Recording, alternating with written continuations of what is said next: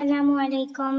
இன்னைக்கு நம்ம உணவு தட்டில் நன்னாரி வேர்களை வச்சு வீட்டிலையே எப்படி கடையில் கிடைக்கிறதுக்கு மேலே சுவையான இயற்கையான முறையில் நன்னாரி சிரப் செய்கிறதுன்னு பார்க்க போகிறோம். என்னோட சேனலை இப்போ தான் நீங்கள் புதுசாக பார்க்குறீங்கன்னா மறக்காமல் சப்ஸ்கிரைப் பண்ணுங்கள்.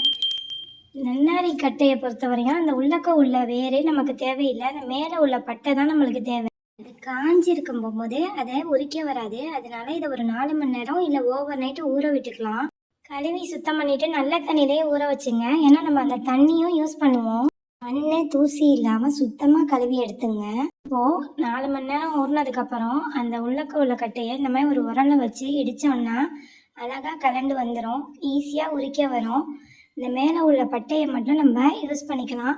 அந்த உள்ளக்க உள்ள வேர்களை எடுத்து போட்டுடணும். அதில் ஒரு கசப்பு தன்மை இருக்கும். ப்ரிசர்வேட்டிவோ ஃபுட் கலரோ சேர்க்காத ஒரு இயற்கையான பானம். இந்த மாதிரி எல்லா தோல்களையும் உரித்து எடுத்துக்கலாம். இந்த தண்ணியும் நம்ம யூஸ் பண்ணிக்கலாம். இந்த கட்டையை பாருங்கள், ஒரு சின்ன மெல்லிய கட்டையாக இருந்தால் கூட அதை எடுத்து நவத்திடுங்க. இந்த தோல்களை ஒரு மிக்சி ஜாரில் கொடுத்து கொஞ்சம் கொரகரப்பாக அரைச்சி எடுத்துகிட்டு வந்துடலாம். இது ஊற வச்சதுங்கிறதுனால ஈஸியாக அரைப்படும். ஒரு அடிகனமான சட்டியில் 2 லிட்டர் தண்ணி ஆட் பண்ணி அந்த ஊற வச்ச தண்ணியை ஆட் பண்ணிக்கிறேன். நான் 100 கிராமு நன்னாரி வேர் எடுத்திருந்தேன். இது எல்லா நடுமருந்து கடைகள்லேயும் கிடைக்கும். இந்த மாதிரி நல்லா கொதிச்சதுக்கப்புறம் அதை ஒரு ஸ்ட்ரெயினர் வச்சு ஸ்ட்ரெயின் பண்ணிக்கலாம். ஒரு துணியோ இல்லைன்னா ஒரு டிஷ்யூவோ வச்சு ஸ்ட்ரெயின் பண்ணிக்கிட்டிங்கன்னா தூசி எல்லாமே வடிகட்டி வந்துடும்.